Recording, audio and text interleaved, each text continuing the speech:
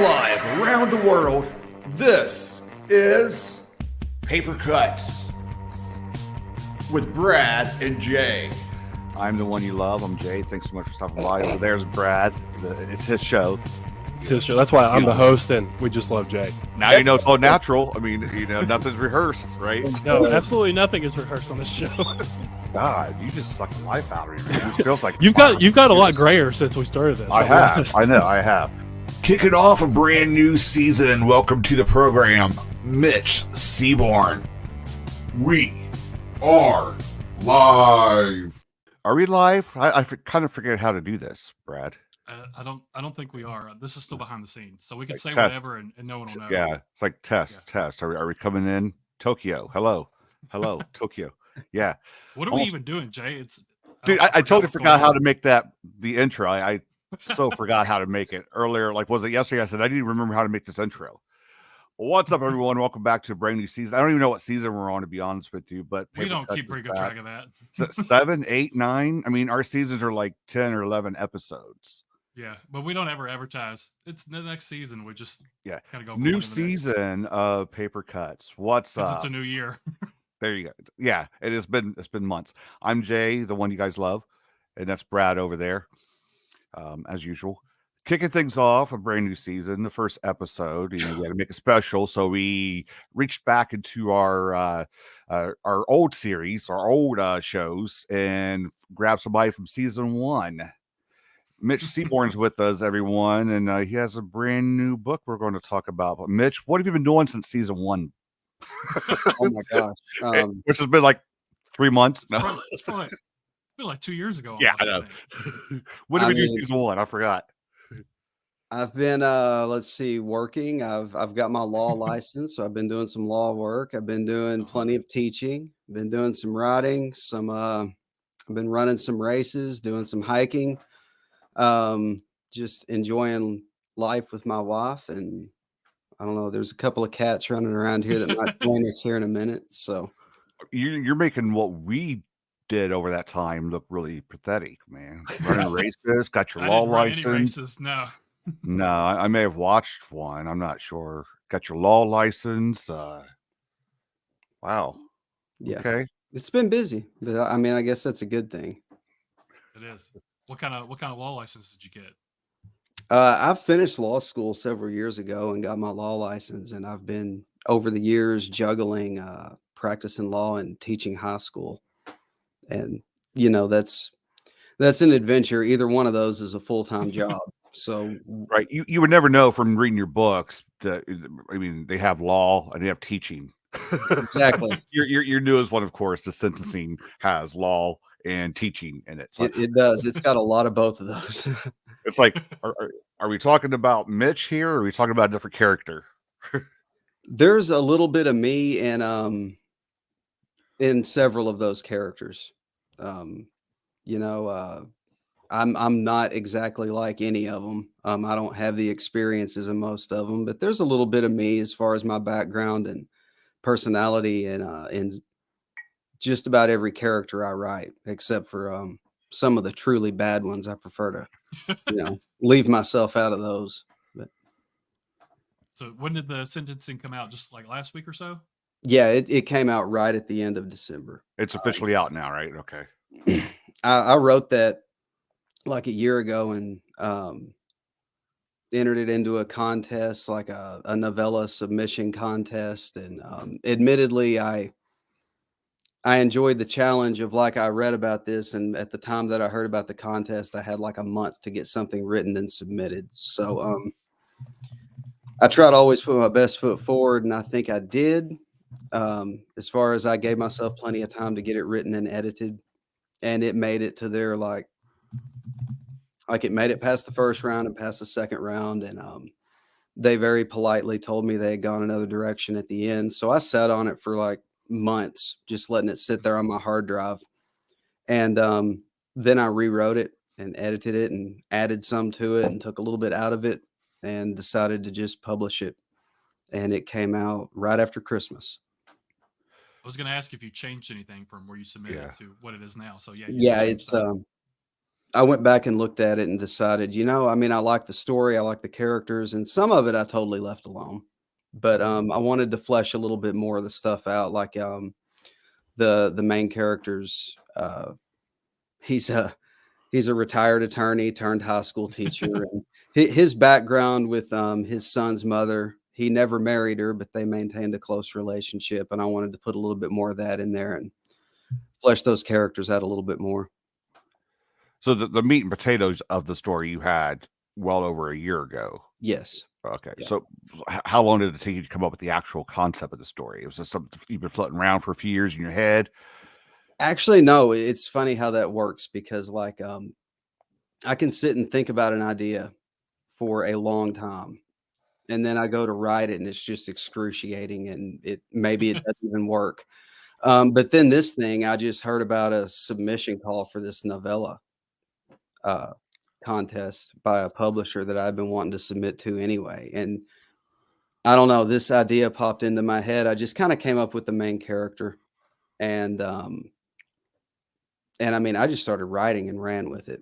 I had just this general idea of, okay, this guy, he loses his son in this crime gone wrong, and the son ends up coming back to get some revenge on the man that was responsible for getting them killed. Just kind of a classic, ghostly revenge story. Right. But I thought I can put a unique spin on that, depending on what I do with the characters. And I didn't outline anything. I knew I had a very tight window to get it written in. And I think I work best like that because almost everything that I end up actually finishing and liking is usually either a NaNoWriMo project or something that starts out from a contest or something like this. Okay. So you normally don't outline like big chunks of it or anything? No, I don't. Okay. I don't know if you took it as a compliment or anything else, but I couldn't get the feel of Stephen King's The Outsider out of my head while I was reading it. Okay, I can see that. Was that intentional? Was that just subconscious? It really wasn't. I hadn't even thought about that. I guess something about what Stephen King was doing there is something that also kind of comes naturally to me because one of my books, I think it was Folklore. It was Ross Jeffrey. He told me that he had caught a little bit of The Outsider in there, and then of course he gave me my props because Folklore came out well before The Outsider did. Yeah. So I actually remember that. Yeah. But no, nothing intentional there. It's been years since I've read The Outsider, and it may be a subconscious thing. Yeah. I mean, your ending didn't fall off the rails. So it's different than The Outsider. So, but, not exactly like the shape-shifting, whatever entity that is, but it was similar. I just got the feeling of it. So, yeah, I was going for a more just kind of classic ghost story here. I wanted I love the idea that, okay, maybe there's something supernatural going on, but then again, maybe there's an interpretation where there's not. And you just kind of gradually nudge the needle one way. Because I kind of wanted to leave it open here that, maybe this guy isn't being haunted at all. He's just very, very, very sick and, near the end of his life. Right. But then I wanted to scatter a few details in there that makes you think, no, there was probably a ghost there. Yeah. I mean, I also, before the unveiling of the ghost, I don't want to give away anything because I want people to read the actual book, but I was leaning more towards it being a psychological thriller because I was questioning, okay, is there an actual ghost or something there, or is it just in his head because he's now living with all this guilt? Yeah. And then there was a little twist, and then it was the unveiling. So hopefully that doesn't give away too much and people still read it. But that's, I like how it was just kind of like, I'm going to throw a little curveball in here and go in a certain direction. So, yeah, to be clear, there's very much a ghost in it. You see that ghost in at least one scene. So yeah, I feel like what I have read from you, it's been ghost stuff, but it's not that there haven't been ghosts in it like this one has ghosts, but it's been like subtle compared to like other haunted house stories, if that makes sense. Right. Like this one and Dust in Time also, like there was a ghost in that one, but it still felt kind of subtle. Mhm. It's not like Just like boo. it's not like Here's a ghost. Yeah, I'm not against the in your face stuff at all, but that is a direction I tend to lean towards more naturally, I guess. Mhm. Yeah, I think Ross has a question. Hey, Mitch, when are we getting more work in the world of folklore and Dust in Time? Can't remember the detective's name now, but I love the crossover stuff. Now, Raleigh, she's in this one. She was in Dust in Time too, right? I Raleigh was about to Saunders? say, and I didn't see that coming, and that's something that came out when I rewrote this thing. Riley was not in the original at all, but I realized that this story kind of takes place up in that same geographical area. Right. My favorite part of Arkansas is the Boston Mountains, just because I'm a mountain person, and that's the closest thing we've got here. But I love the mountains up in North Arkansas, and I set this story up there, and I thought, well, since our main character's up there, I could the story could take place in Hammett's Point, and I could bring Riley back and see what she's been up to. And it turns out she's working at the school as well now. But yeah, she's in here too. So there is a little bit of a connection to the folklore and Dust in Time world. Was Hammett's Point also in Dust in Time? I'm horrible with names. I remember Riley, but I didn't remember the Yeah, location. Hammett's Point was the town where Dust in Time takes place. Okay. Yeah. So this is a few years after that, I guess, because Riley's in a different position now. Yes. Work-wise, Yeah, she kind of left the constable thing behind. And if you read the book, you discover what her new profession is. But she's in there. Yeah. How many books is she in? Is it just the 3 now? It's the 3 now, yes. And I really thought I was going back and forth with her because after I finished Dust in Time, I immediately wanted to write another book with her in it. Just because I like her character. I didn't know when I wrote Folklore that she would end up being this character I'd write about again. It wasn't a planned thing. But I liked her character. I liked how she's good with maps and she knows the lay of the land. And she's brave and everything you want in a protagonist, but she's also not like some, superhero or Miss Perfect or anything. So I wanted to write another story immediately, but I couldn't make it work. And several years have passed now. And it's funny, I got this thing written and then I went back and rewrote it and realized, well, I'm writing about the same place. So I could bring her into it. And so, yeah, it was really fun bringing her back into it. That's one of those things that if you overplan stuff, you can miss little opportunities like that. And so how do you feel about writing about in the same place? I mean, is that just something like off your back because you're familiar with the place already, or do you have to feel like you have to bring more things into that place to make it interesting again? You know what I mean? Like, yeah, I don't really, like I said, none of this stuff gets planned with me. I just the stuff that works best for me, I just sit down and see where the writing takes me, and then I figure, well, I'm going to get this thing done, and I'll clean it up when I rewrite it. Yeah. And I didn't even know when I wrote this book that I would be writing about Hammett's Point. I sure didn't know Riley was going to be in it. But I realized after I get a few thousand words into something, well, this would work, and it would be an opportunity for me to add a little more detail to this world and revisit it again. And keep bringing it to life. And that's what I did here. So, and I think it's just something that, like I said, it's a place that I know best. That my imagination, ultimately, I'll write some stuff that takes place in Colorado or because I love the Rocky Mountains. But I always end up coming back to North Arkansas. Right. So we probably won't see anything from you that's taken place in the UK or in Kentucky or Canada or Texas. I'm too, I've done a lot of traveling. Like I grew up in a family that travels, and my wife and I, we travel, and then we travel with her family. And I've been all over this country, been to a couple of different countries, but I'm too afraid to get it wrong if I try to write about that's what I'm getting at, because there's going to be someone out there like, no, this is you spelled that word wrong. The name of that road. I mean, so maybe a scene here or there. You know, it's not like I'm just mortally afraid to write about somewhere other than Arkansas or Colorado, the two It's like states I you know you best. made that city have 3 stoplights. It only has 2. You know, Yeah. On behalf of all Kentucky, I give you permission to set a story in Kentucky if you want to. I mean, I might write something that takes place in, Europe or something. If I'm writing something post-apocalyptic and everybody's dead and it doesn't matter anyway, you know. yeah. I like what Ross said. Riley's your Holly Gibney. Just don't get all weird like King. Yeah. I think that's That's the interesting though. That go ahead. Sorry. No, I didn't even mean for that to happen, and I've read that Stephen King didn't either. So, I just There's think a connection there. I'm telling you, it's.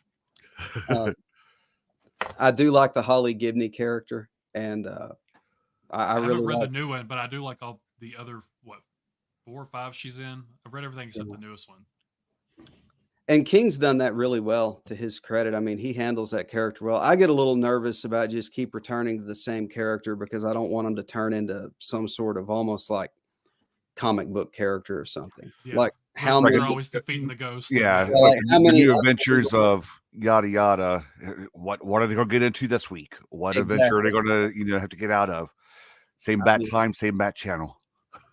I try to. I mean, I'm writing about stuff that most people absolutely do not believe in, the supernatural. So you're already having to suspend your disbelief a little bit, but also try to keep it grounded a little bit. Yeah. And like you said, on the subtle side. And I just think if this woman keeps encountering all these creatures, I mean, at some point it's that suspension of disbelief gets harder and harder and harder to do. I think it's interesting that she wasn't in this at all originally. So was there another character that was like sort of her in her place and you kind of swapped them? Yes. Or okay. Yeah. Because she has a pretty significant role in this. Yes, and it was another character. And in the first draft, the role that she plays, it's another character entirely. And then as I rewrote it, that character became more and more a part of the story. Like in the first draft, a lot of that stuff that's happening at the end, that the protagonist, she's tagging along with the protagonist, helping out, and that's not going on at the end. He was kind of on his own in the original. Okay. So, but I thought, she's lived here a long time. She used to be a constable, and she knows all these back roads. So this would be kind of natural. He's trying to find this missing kid at the end of this book, and what better person to help him out with that than someone that knows the lay of the land like she does. And with you being a teacher, do you teach 7th grade as well, or do you teach a different grade? Man, I'm certified 7 through 12, and okay. Yes, I've taught 7, 8, 9, 10, 11, and 12. Okay. And this year I do have a little class of 7th graders, and last year I did too. So, yeah. Are we going to find the sentencing on their reading material list? No. I know we discussed that before, like trying to slide your work into the syllabus for the year, but no, I'm something new, and it's not too hardcore and gory or anything, so you can probably get away with it. I don't really even advertise the fact that I'm a writer to the kids. Like I tell them I love writing and I'm always writing something, but I don't tell them, oh, I've got books on Amazon. Y'all should check them out. I don't, because I mean, I think my stuff's pretty. I tend to go for the. I want it to be gritty and creepy. I'm not offended by foul language. I'm not offended by excess violence. I've read plenty of that stuff. It just doesn't come naturally to me to write like that. Right. I like the more subtle. I go for the creepy and the subtle over that. So my books, there's some foul language here or there, and I try to keep it realistic though. And so I'm not totally comfortable putting that stuff in my classroom or anything like that. But with your experience as a teacher, did that help you write the character of, is it Dr. James? Is that his name? Yeah, Ed James. Ed James. Yeah. Oh yeah, he's, like I said, a lot of that stuff that goes on in the classroom, the assignments he's giving, the notebooks that they write in, the free writes. I've done all that stuff. If it's in a classroom, it's probably something I've experienced and done, or at the very least, it's made it into the lesson plan book. Okay. So, and one of the reasons I teach is because I love the kids, and I don't know what it's like, thank God, to have a student go missing or anything. But I like to think if I did, I'd be out beating the bushes like these people in this story were, along with. Yeah, I was going to bring that up because I mean, was there ever any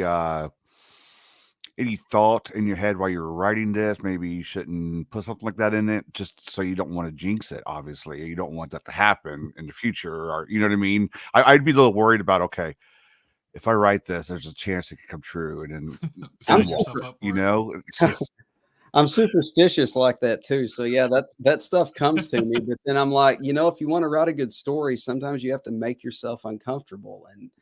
And I like to think that at the end of the day, if I write about a kid that goes missing, it's not actually going to happen. And then I tell myself, come on, if it does, it's not like you did it. So You put that kernel out in the universe and you made it happen, Mitch. yeah, I don't think I'm cursing the universe or anything, but yeah, I'm superstitious. I think about stuff like that sometimes. Like, man, you write about all this horrible stuff. Like, are you just inviting this into your own life somehow? I've written about people that are, in folklore and other the Riley Saunders novels. There's a guy he's got the knot on his neck, and he's convinced he's very, very, very ill with cancer or something. And yeah, I sit back and at bed at night and think, am I bringing this on myself or something if I got this? waking up in cold sweats. No. Yeah. Yeah. But then I keep reading. I was reading an article and somebody said, if you want your stuff to hit people, if you want them to remember it, and if you want it to be honest, sometimes you have to make yourself uncomfortable. And so I try not to shy away from anything. If it's natural to the story, then I'll go there. Yeah. I'm not going to throw anything in just to try to shock somebody or anything, because I think in the world we live in, you're not going to shock anybody with anything. But if it's natural to the story, no matter what it is, then I'll probably go there. I mean, I'm sure I've got a line somewhere, but it's not been reached yet. Ross's comment made me laugh. Kid goes missing. All eyes turn to their teacher who wrote about a missing kid. Yeah, it's true. It could he was a quiet teacher. Yeah.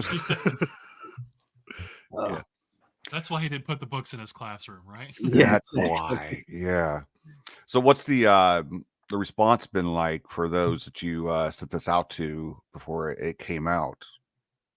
It's been very positive. I mean, I haven't sold 10,000 copies of it or anything, but you will after the show.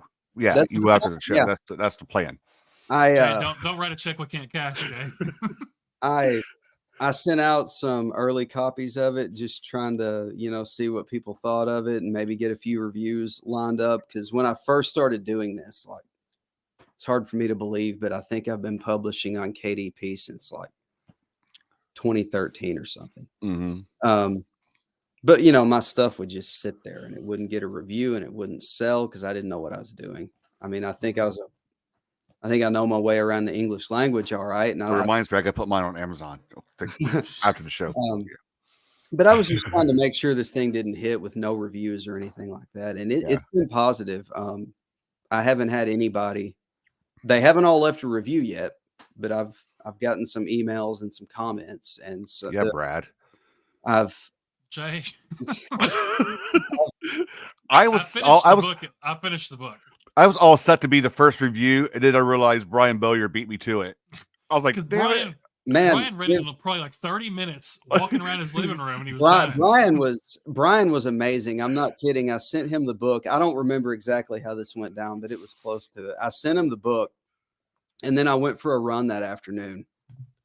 And while I'm running, he was like, hey, you got a typo on this page. I'm really enjoying it. And I'm thinking, I paused my run and I replied to him, thanks. By the time I finished my run, I'm sitting there on the tailgate cooling down. And he's like, already done with it. Yeah. And that man's a machine. He's a great guy too. I mean, he was enthusiastic about reading it, and he helped me spot a couple of errors in it, and had his review up. And Yeah. I mean, I know everybody's life is different, but I really appreciate, he was just on it, and I really appreciate that. Yeah. I So think you shout read out to Brian and everybody that's read it. And for that matter, I mean, I know what it's like. I'll tell people I'll read something and it might take me a week to get to it. So I mean, shout out to everybody that is willing to read what I write and review it. Yeah, that's what I was telling Brad. I read like the first good chunk of it, the first couple of days I had it, and then there's like a week and a half in between where I couldn't get to it. Yeah. And then I was able to finish the rest of it and put something together. Yeah, so it is a quick read. It's what, about 100 pages or so? Yeah, it's about 100 pages. Yeah. It's the shortest thing I've published, like as a standalone, and but I was at peace with that because I'm like, well, that means I'm not going to have to charge very much for it, and I think that's kind of the direction a lot of people are going with their reading. I've noticed like ebooks and stuff have brought the novella back from the dead as an art. Yeah. And I really appreciate that because it's like it's long enough to sink your teeth into a little bit and get attached to the characters, but it doesn't overstay its welcome either, I hope. So yeah, I love the novella because I have a very short attention span. Well, like you always say, Jay, it's like an hour and a half horror movie. It's like a lot of horror movies are hour and a half, and that's about a novella. So yeah, 90 minutes, 90 pages. Yeah. Do you, with something shorter like this, did you feel limited at all? Like I wanted to add more backstory about a character or anything like that, and you were trying to fit it in this novella form, or you said you were pretty happy with how it came out? I think the trick to getting a novella right is because I have read novellas before where I'm thinking, well, I wish they had made it a novel because I wanted more about this and right. And then I read some novellas and I'm thinking you had a short story here and you just needed to make it a little longer. But when they're done, when you hit that sweet spot, I think they're perfect. And I worry about that when I write something this length, because I think that I just miss it. And I need to be patient with this and add more. Is more going to come to me later? But I feel good about this one because I really did sit on it for like a year thinking about it. And I went back to it and totally rewrote so much of it. So I feel good about this one. I don't think there's anything put in there for the sake of fluff. Right. And I don't think there's anything in there that needs to be expounded upon a lot more either. I've read novellas before where I'm like, okay, you could probably extend this and get that novel area. But I've also read novels where I'm like, okay. You all the time read a novel. You're like, cut 100 pages of this. I know. Please. It's like every time I read a novel, I'm like, you know what? This was 50 pages too long. I mean, it's like, this could have been cut out. This could have been cut out, No, there are some good novels I've read that are good lengths, but still, there are some that are like, okay, page 400. We're not even to the main part yet. What are you talking about? I mean, I love a good thick book. I still love getting lost in them. But yeah, I have read novels before where I'm thinking this could have been literally cut in half. Yeah. I feel like, and I'm not out to, I mean, at least half of what I read is traditionally published stuff from authors that I've enjoyed for years. So I'm not like knocking traditional publishing at all, but start naming names, Mitch. I really don't have any specific names, but I'm just joking. Don't start naming names. I think that, traditionally published novels, if you notice, they're all pretty much the same width on the shelf. It's like they've all got to be this certain length. And I feel like the last couple of Stephen King books, they're all like 430 pages exactly. Yeah. Like the last 5 or 6. Yeah. And I don't know if that's just as he's gotten, maybe that's just kind of the groove he's settled into, or if it's, I don't know, but it's like that's probably his sweet spot because he's used to doing 800 or 900 page books. So the 400 page book is his novella version. I just think it's where they're all the exact. It's not like 435 and 428. They're all like 430. I just think that's weird. I appreciate the fact that with the self-published and indie publishing scene, you can kind of do what needs to be done. If it needs to be 97 pages, it can be. You don't have to hit that magic 70 to 90,000. This thing's got to be about 1.5 inches thick so it looks right in Walmart or something. And we can charge $30 for it. Right. Yeah. So when you real quick, like the original one to where you rewrote it, are they about the same length, or was one longer than the other one? This one is about 1,000 words longer than the other one, and I don't know how much of that is me adding to it and how much of it is me just running it through the mill with editing it, because I write it and then I set it aside for a few days and then I pull it back out and I just attack it with a red pen and then I go through it again, and then I put it through 3 or 4 rounds and it always comes out a little bit shorter. And this thing, when it was all said and done, was about 1,000 words longer than the original after it had been edited a little bit. And there were a couple of specific scenes I added, so a little bit longer, but not really. That's not too bad. That's pretty close for rewriting the whole thing. Yeah, I'm actually putting my review on Amazon while I'm thinking of it. Just You're copying. That's what Ross was doing a second ago. yeah, I mean it's the same as what I put on Goodreads, but you know, you got a couple of ratings already. Brian Bowyer beat me to this one too. Jeez. Ross wants to know: Are you writing longhand still, or do you type it out? Okay, this one went against my longhand thing, and I love writing longhand. That's like my preferred way to write a first draft. But it's funny, I wrote in 2023. I probably wrote 150,000 words this year, and I published 20-something thousand of them with this little book right here. And 100,000 of that was 2 novels that I started in a notebook. Like I wrote one at the beginning of the year. I got about 50,000 words into it.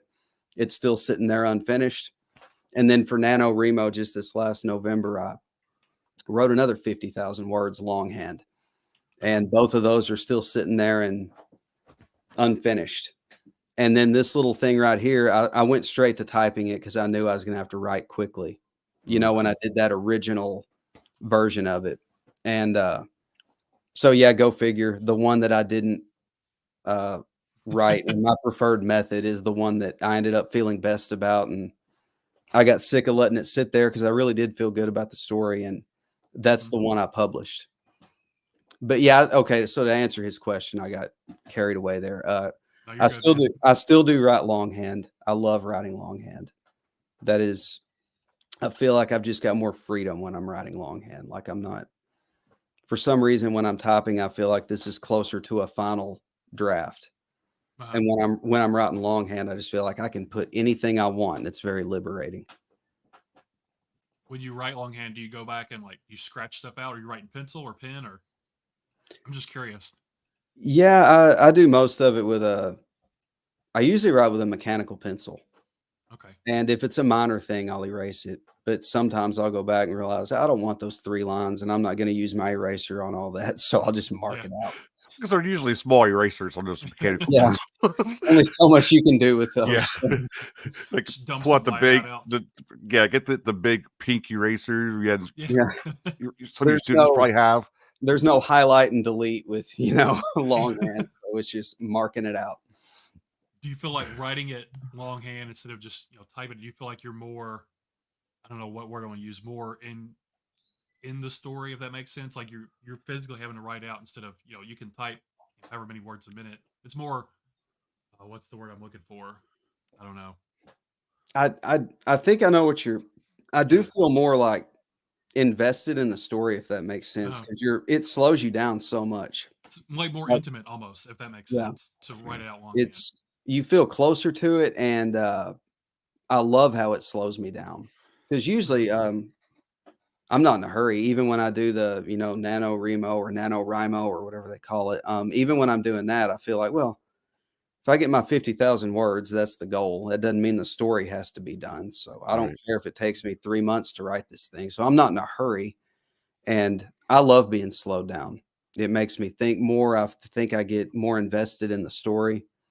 And at the same time, it just makes it more liberating. I like that you say you're not in a hurry, because not to point anybody in particular out or say people rush to get their work out, but sometimes you can tell when someone's kind of rushed to get something out because it's got plot holes and it's got errors and stuff, and it's like if you would have took your time, where I mean, you have plenty of other work out you could advertise while you're working on something new.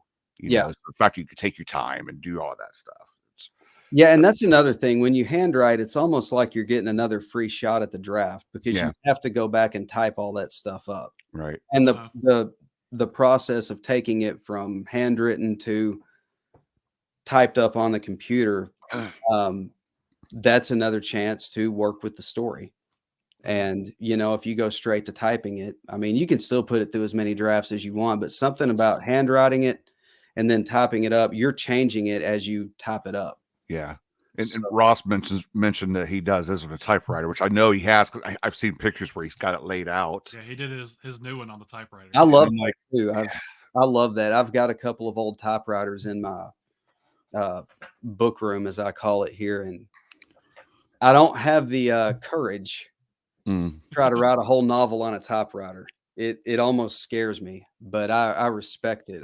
That's almost like handwriting, because I know that's got to be kind of slow and tedious. Yeah, I feel like that's gonna be slower than handwriting, because you're like, I do. Don't mess this up. you got old typewriters. You got to hit those buttons hard, and you're like, oh, the ribbon messed up, and where am I going to find a new ribbon? What store sells a ribbon? Yeah. Yeah, and I I'm feel like go ahead. Sorry. No, I was saying I'm almost afraid I might like physically hurt myself trying to type a novel on a typewriter too. You have a strong fingers at the end. Ross said he'll never do it again. Not for a novel anyway. Maybe short stories, but not a novel. I really respect that, because that is a level of dedication and seeing that through to the end like that. And I bet that story, to your handwriting point, I bet that story wouldn't have been the same had he gone straight to Microsoft Word or Google Docs or something to do that. He's not just going to word vomit on the typewriter. I mean, take his time and pick. When you're being slowed down like that, like with a typewriter, even with a pencil and paper, just by going slower, it's giving your brain more chances to come up with stuff. Yeah. So you go straight to the computer keyboard, it probably wouldn't have been the same story. I would be opposite. It's giving me more time to forget what I wanted to write. Yeah, it could be like that too. Yeah. What was it say? Do you ever worry, like, where you're taking your time writing it freehand like that you're maybe going too slow and you're going to maybe like lose the thread of the story or anything, or you're not really worried about anything like that? Well, unfortunately, if I'm writing every day, I don't worry about that. Mm-hmm. But if I like the one I was working on in November, I mean, eventually I'm going to get back to it. And when I do, I dread it, because I'm going to have to go back and try to read like 100 and whatever pages of my chicken scratch and try to figure out what in the world's going on here, because I barely remember what I wrote. But as long as I'm writing every day, I don't worry about that. But if I step away from it at all, it's a lot easier to revisit something on a computer than it is in a notebook. But can your wife read your handwriting? Yes, if it's there's a hesitation here. I know. What the handwriting that I use when I'm writing my books, probably not, because it's so much of it is just squiggly lines and stuff is marked out. And, right. But if I slow down just a little bit, then yeah, she can read it. So you have different kinds of handwriting. Well, it's if I know that someone's going to have to read this, right? Because I have different kinds of handwriting. Like I notice, like mine's terrible. If I'm having like a good hand day, I write better. But if I'm having like a like an arthritis hand day, it's like I can't even read what I wrote. And my wife can't read what I write by hand. So I was just curious if like your spouse could read what what you write.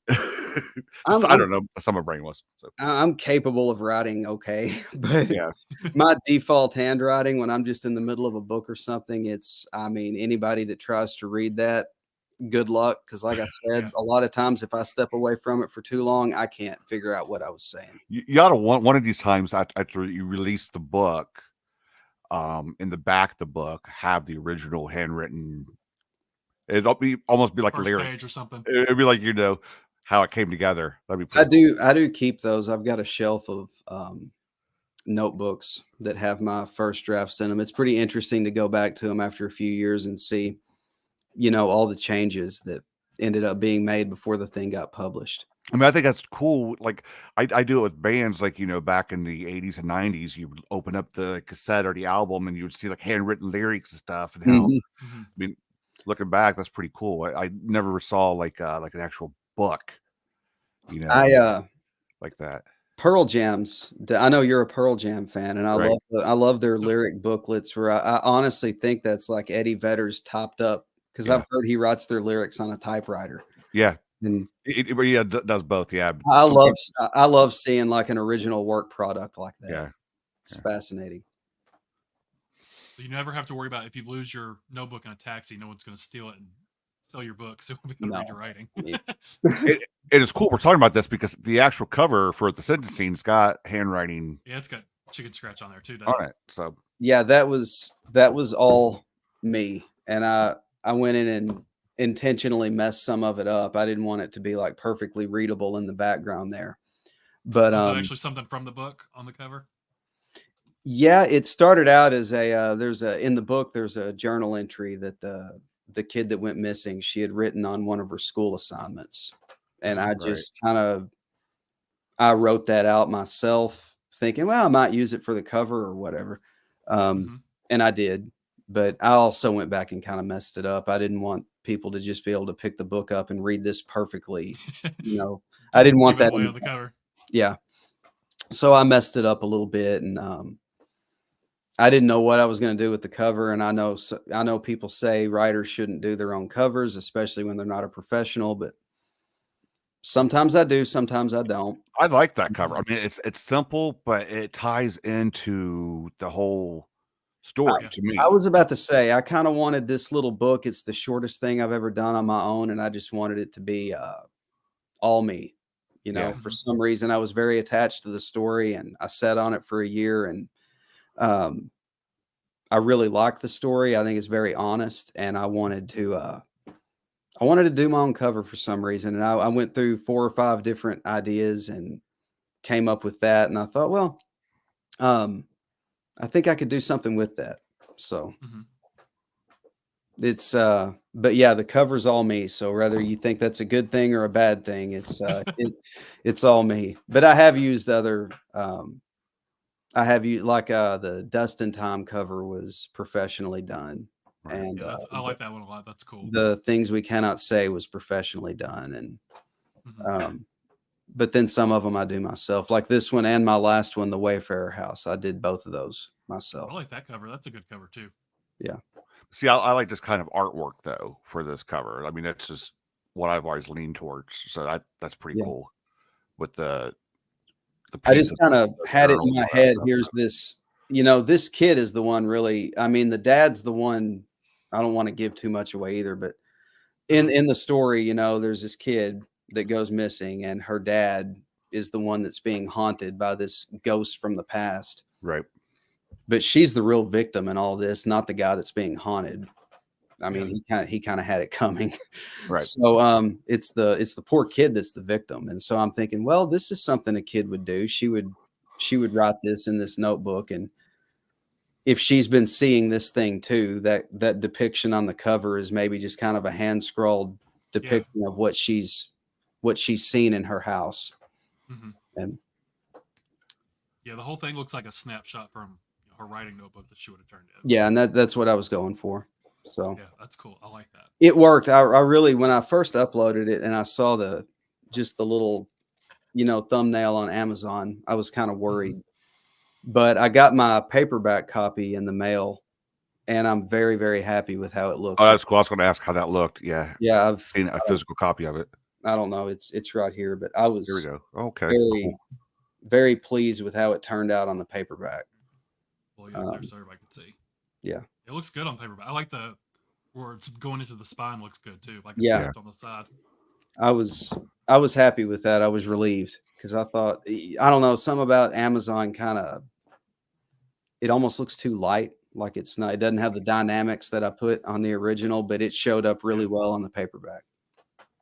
Yeah, sometimes the pictures on Amazon, they're not good quality of what the actual cover is. Yeah, I've noticed that sometimes their color is off when you get it. You're like, I was expecting go something brighter or something. So Yeah. I'll go get the pictures of them from Amazon for like the thumbnails and stuff. And some of them like, these look terrible. Like I'll go get it. Yeah, exactly. yeah. But since it's a ghost story and you've written about ghosts in other books, do you yourself believe in the supernatural or anything, or is that just something you just like to write about? He's thinking you just opened up a whole can of worms here. Whole can of worms. I want to believe, like, Okay. and sometimes I think I do. Like I've been in places that are supposedly haunted, and you get creeped out in there, you hear things, and my family, we've over the years had some experiences like you lose a loved one or something, and you're just convinced of something, and I think there may be something to that. Like I tell my wife, like I really think sometimes there may be something to that, because I mean, I don't even pretend to have all the answers or know what all's out there. As far as the type of ghosts that I write about, like vengeful spirits and stuff like that, demonic possession, I guess the answer is still I don't know, but I'll say I don't think anything I've written about could actually happen. I mean, but hey, the thought that something might be out there that we don't know about or that we can't explain, or the thought that there's something after death, I mean, I'm very open to that. It's kind of like the question about, do you believe in God? And I'm thinking, well, to me, the most honest answer is, don't claim to have all the answers. I mean, there's just be open to the fact that we're human beings and we can't possibly understand everything about the universe and what happens after death and all that. So, yeah, I think there could be something like Ghost out there, maybe. But I personally don't believe, but I would be open to it. I've just never experienced anything myself to make me like, oh yeah, that's a ghost. So if I were to experience something, I'd be open to it. But there's something behind you right now, Brad. Something behind me. I'm always fascinated by like the ghost hunter shows and stuff. Though I watch those all the time. I don't know why. Yeah. Well, hey, I've never experienced anything. I like that comment, by the way, about the Nirvana artwork. Yeah. It reminds me of Nirvana artwork. It does, yeah. I've never experienced anything remotely like anything I've written about. So I can't. That's why I think if the classic ghost trope were really a thing, I think we would have heard about it by now as a species, because yeah,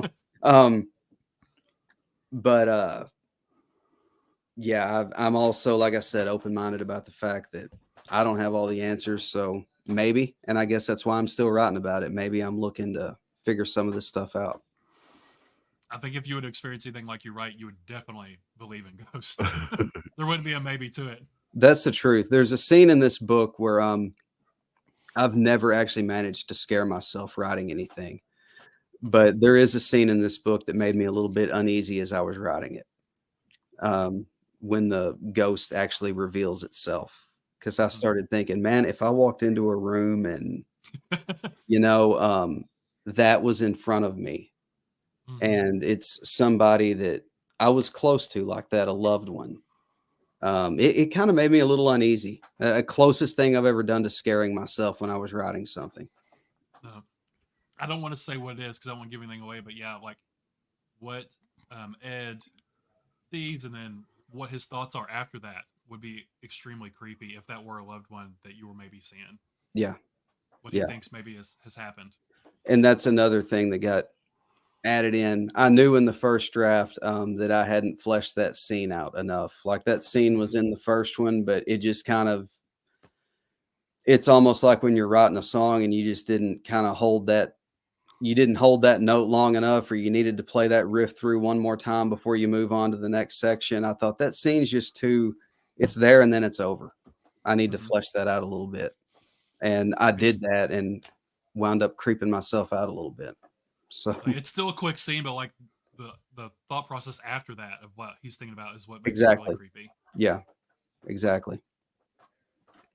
So where do you rank this one with all of the rest? Make him rank his books. Well, no, I mean, could you tell that your writings has changed any over the years, or did you have more fun writing this one as opposed to any of the other ones? Was this one easier than writing some of the other ones? Would you This prefer one, someone start out with this one if they're just now getting into your work? You know what I mean? So if you're just now reading something that I've written, I think that this thing is very representative of what I do, and it's a very quick read, and it's going to set you back less than a cup of coffee. So this is a good place to start. And I had a lot of fun writing it. Like, it I mean, right now I feel like it's at the top of the list. Because I feel good about the story and I really enjoyed writing it. But there's nothing that I've written that I go back and think, man, I wish I hadn't written that, or I wish I hadn't published that. But I really am partial to this one. This one and the last one I wrote, The Wayfarer House. I love the vibe that I think I captured in both of those. those two feel like they kind of came easier, like it was a smoother process for you, not as forced. Or I'm pretty good about not forcing my way through anything. I'm all about the wisdom of just get the draft finished. It's natural to struggle with a rough draft, so just get it finished. But I'm also, if something is just not working, I'm not going to force the issue. Right. So nothing I've written has ever felt like forced like that. But I will say, this one and The Wayfarer House, I guess it was just the subject matter and all that. They were both a lot of fun to write, and I think they're both a good mix of intense when they need to be, but also kind of subtle and creepy in all the right places. And I think either one of those is a good place to start if you're wanting to read the stuff that I've written. I've asked the last couple guests this, so I'm gonna ask you as well. I really was grabbed by your opening, like the first, sentence or so. Really grabbed my attention. So was that something you like purposely constructed to like try to grab the reader's attention? Like, how long did you spend time on trying to work on the intro or the beginning of the book to like grab the reader? I think you read did you read the beginning the other day, like on a video? I think you read it as well. Okay. Yeah, I don't really, sometimes I remember exactly why I start a book out the way I do. And but this one, again, this whole thing just kind of came naturally. I just honestly, when I sat down to write this story, I had my main character and I had kind of a general premise in my mind. And then I just sat down and wrote that first sentence about, my boy being shot however many times with a pocket 32. And the story started unfolding from there. So that wasn't like an intentional attention grabber. But when I went back and read it, when I was proofreading it and editing it, I realized, well, that's a good way. I mean, sometimes I'll go back and change the beginning of a book 10 times trying to figure out where to start it and how I'm going to get the reader's attention. But this one, it just kind of fell into place from the start. Because I read the first sentence, like, I need to know more. I need to know what's going on. You definitely grabbed my attention with it right from the very beginning. Yeah. No, and I was hoping that was the effect. I enjoyed when you, I don't remember if you messaged me that or if you tweeted that, or I think you may have replied to something I put on X or Twitter or whatever it's called. I was glad to hear that because I remember when I was proofing this thing thinking, well, that's a good opening. That's like one of the more natural openings I've ever written. It's good. It is. Well, yeah, I appreciate that. The kid gets shot. You're like, well, I definitely need to know more about what's going on. Yeah. And I wanted to ask about the like where Ed James, where he lives, he's like on the canyon. He's looking down like this abandoned. Like, is it like a city or neighborhood, or what is the abandoned place he's looking at, like down in the canyon? Oh yeah, his property backs up to the edge of a canyon, which there really is a place in Arkansas. We call it like the Grand Canyon of the Ozarks or something like that. It is a beauty. I mean, it's nothing like the Grand Canyon, obviously, but it's more or less based on that. It's just a deep valley where the bodies are hidden. Yes, it's but his property in the story backs up to this really deep, pretty, just lush green valley, and there's a ghost town down there where there used to be a mine, and which again there were a lot of those up in the mountains here in Arkansas. So a lot of this is based on actual geography up there. But his property backs up to that, and that's where he goes to. He's had a lot of thinking to do over the years after losing his son and relocating and changing professions, but that's where he goes to kind of calm down and do his thinking. He just looks out over this canyon down into that ghost town. Right. And of Anything course, with that ends up being relevant later in the story. anything with a ghost town or abandoned place or anything, that I don't know why, that just really gets my attention. I watch those videos on YouTube all the time where people are going into abandoned houses and all that stuff. That's just really It's a thing that keeps popping up in my stuff too.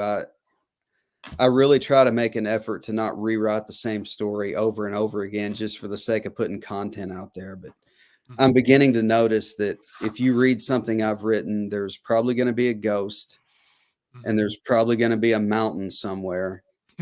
Someone's going to be hiking on a trail at some point, and there's at least a 50% chance there's going to be a mine or a ghost town in it, or both. So there's just something so fascinating about like a town and just everyone leaves and it just sits there. I saw a video the other day, Jay. It's like a neighborhood in Ohio. It's just There are I've started coming across TikTok videos. They're like really nice houses. It's just they're just all totally abandoned. Yeah, there are a couple places in Ohio that I saw on TikTok where they nice houses. Yeah, nice houses and just like totally abandoned neighborhoods and stuff. It's like it was like a big neighborhood. It was like 50, 100 houses. And it's gone. Everyone just left. It's fascinating. I like to go out to Colorado and hike in the Rockies, and climb some of those mountains, and they've got all sorts of ghost towns out there.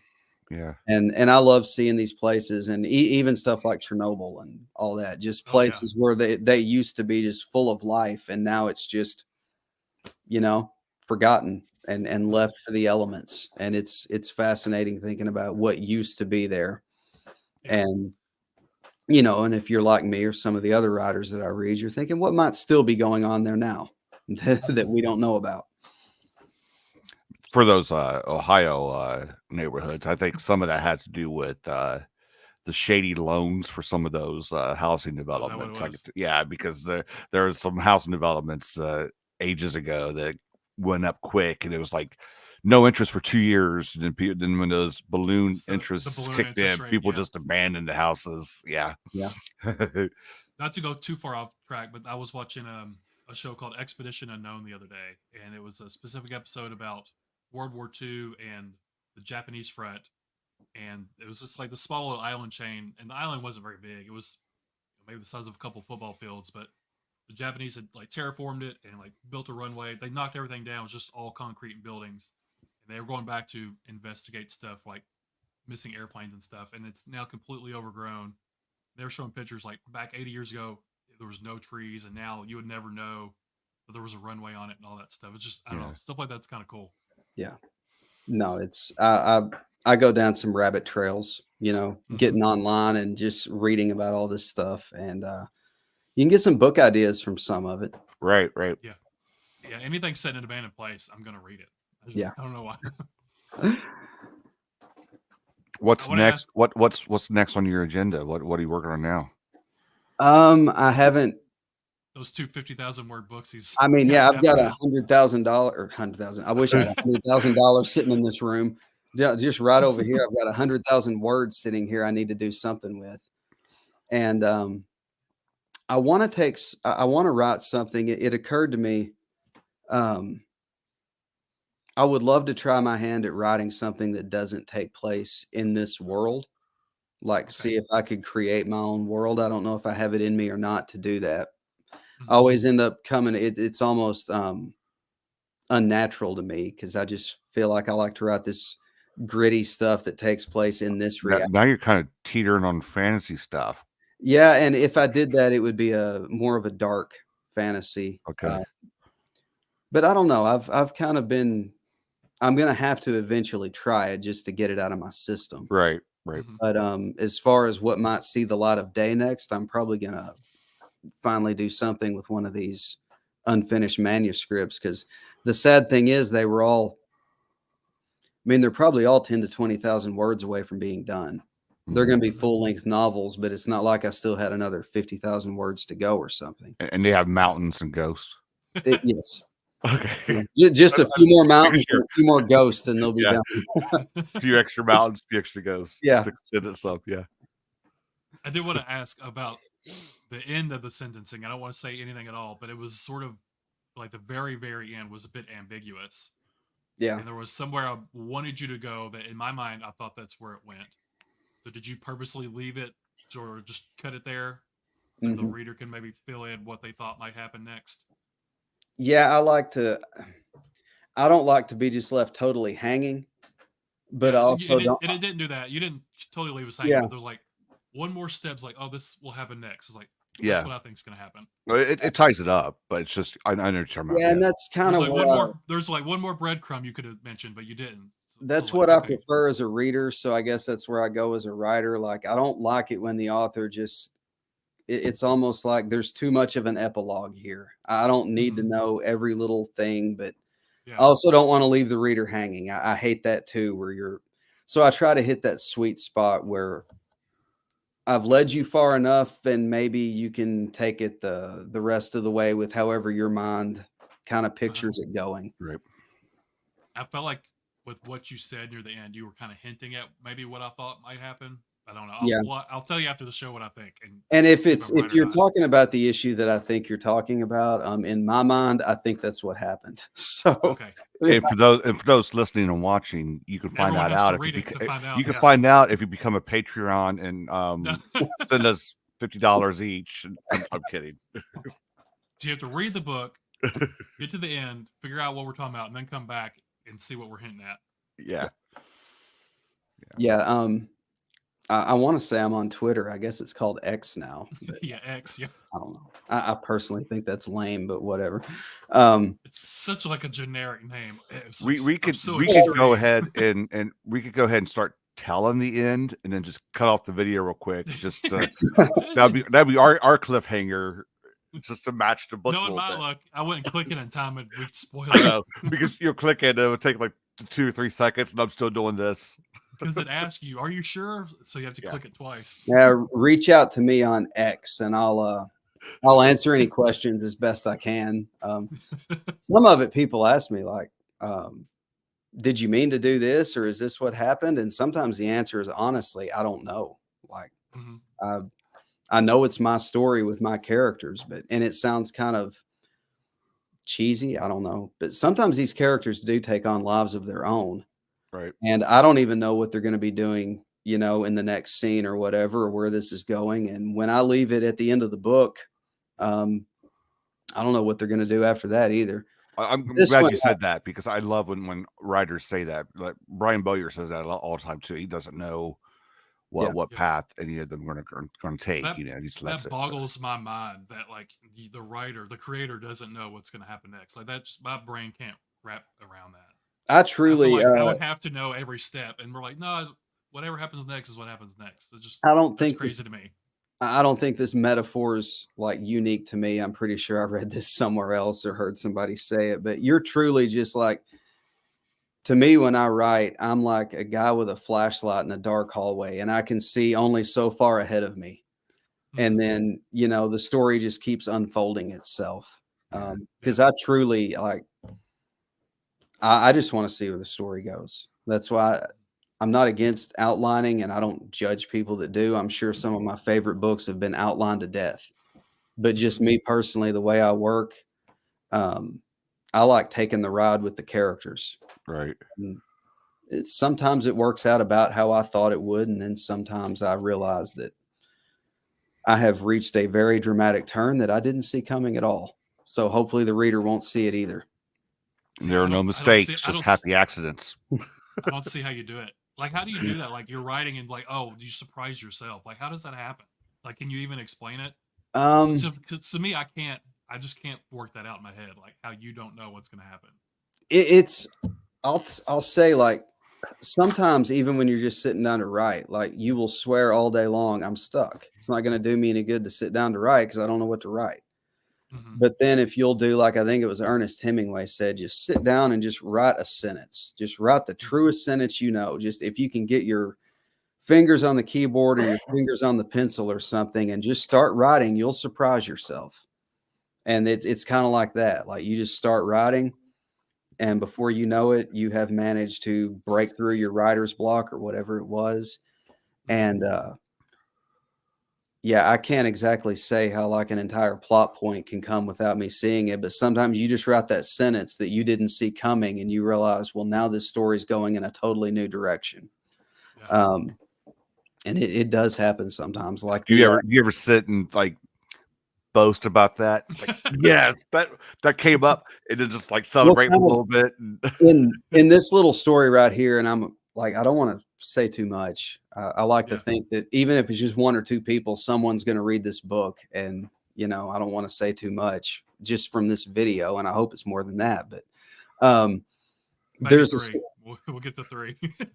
the ghost town in this book. When I started writing the book, this is for instance. I'm just describing him sitting there at the back of his property. And when I started this book, I did not know that there would be a ghost town down there. That just rolled off the fingertips as I'm typing. Oh, there's remnants of a town down there. And then before you know it, 10,000 words later, they're down there, looking for this kid. And then it ends up being a very important part of the plot. Right. And when I started the book, I had no idea. That was just something that randomly flew off my fingertips when I was writing that scene at the beginning. So that's kind of a example. Mindy thinks you explain it very well. It makes a lot of sense to her. Still for me, I'm just like, I can't that explanation is kind of like my writing. I open Mindy, my mouth. Get the book, read it. Just come out. Yeah. Mindy, get the book, read it, and then come back and report to us. See if you got it.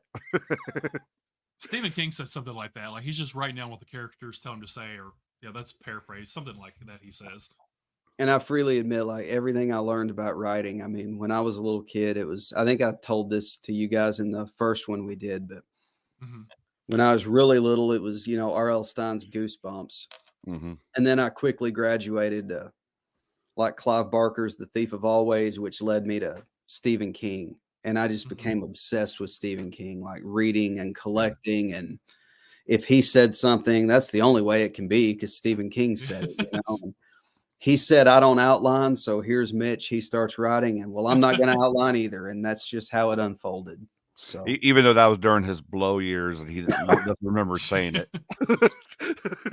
I guess it's pretty easy not to outline when you're yeah. Like I don't remember saying that now. Well, that was because I was during the whole Tommy Knockers time. Like I know that he doesn't remember writing Cujo, but I heard the other day that he wrote the whole Cujo book over a weekend, like 3 days. Yeah. I don't know if that's true or not, but and The Running Man too, I think he wrote that in like a hotel room over a couple of days or something. That's crazy. And now the Tommy Knockers, I will say, I can see how that might have had some is that the one I'm thinking of? He doesn't remember writing the whole middle. There's like 500 pages he totally forgot about. Probably so, because he like maybe it goes off the rails pretty quick.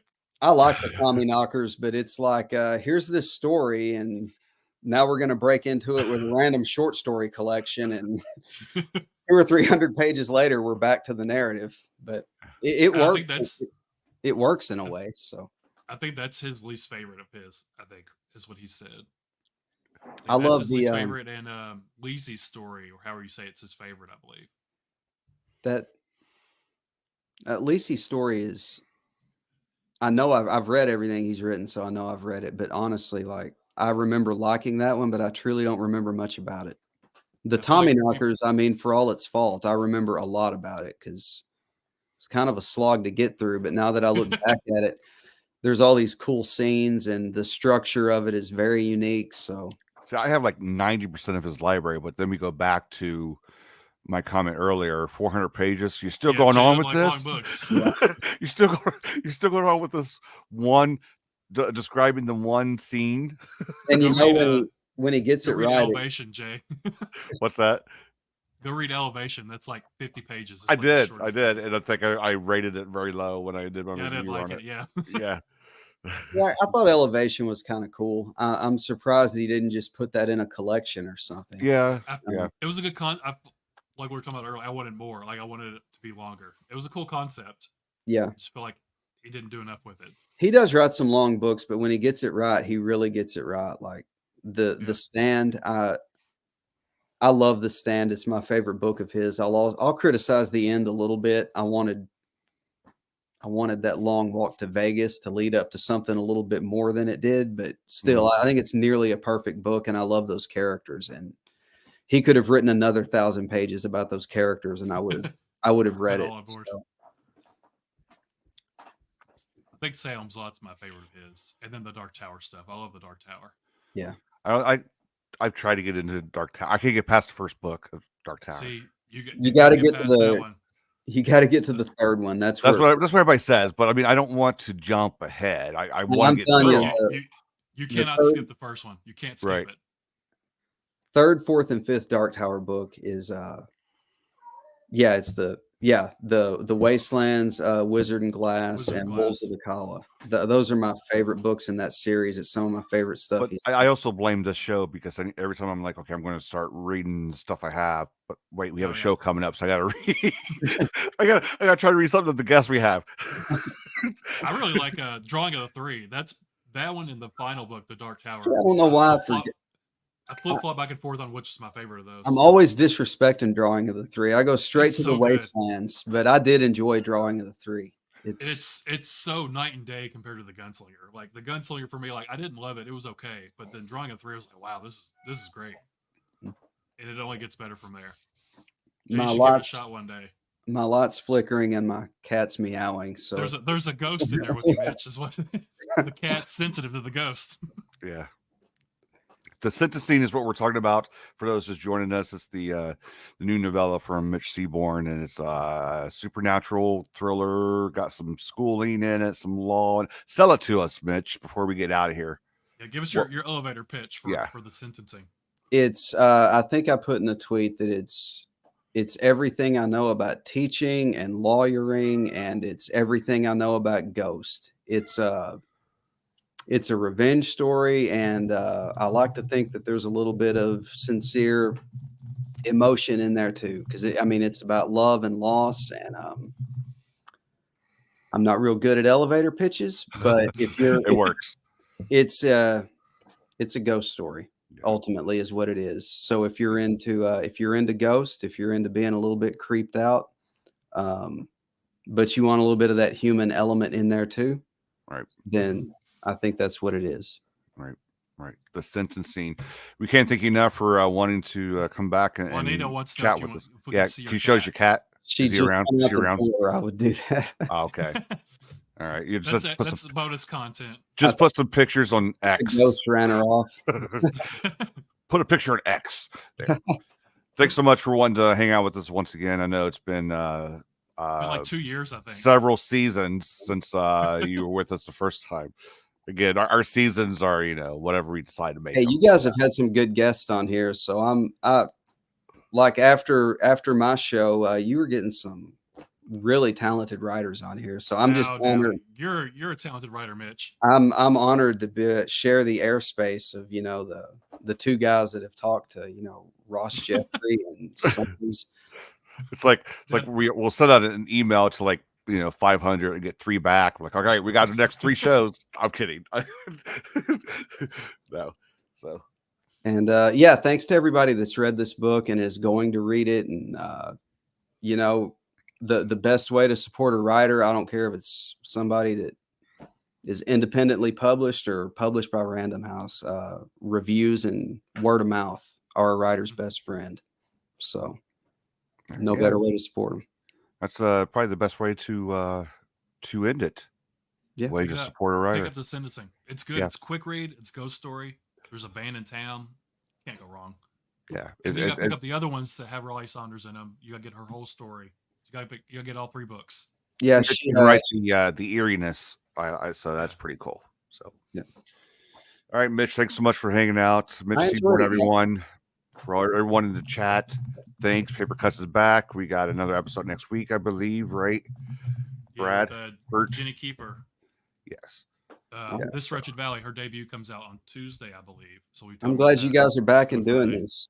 Yep, we had to take a little an unintended hiatus. I don't know if it's unattended. We talked about taking some time off. So, well, we also talked about we're going to have 6 shows in these holiday months, and the kids had like back to back fall festivals every other day and Christmas parties every other day. It was like there's just no time. I mean, I would have been doing it from my car, driving the kids around. Yeah. Like here's a camera. So yeah, it's been busy here too. I understand this time of year we just got out of is it's busy. It's busy. Yeah, you're a teacher, so yeah, you know. I feel like there was a fall festival every other day. Yeah. A Christmas party every other day, and they had to do Christmas course. Some of the things we didn't even know about in advance. It was like, oh, my oldest would be like, oh, I have a choir thing tonight. Yeah, they'll tell you like shoot. The school sends you an email like a day before. By the way, we have this concert tomorrow. Like, oh yeah, we have a prep band tonight. Oh, yeah. I just went last night. Why couldn't they do everything in one night? So all right. That's a wrap, guys. Thanks for joining us. We're back. So yeah. All right. I know everyone missed us a whole bunch. For Bradford over there, I'm Jay. Thanks, Mitch, so much. That's it. That's a wrap. That's the way the cookie crumbles. All right. Guys, see ya. See you guys. Bye-bye. Love you, Jay. I know you do.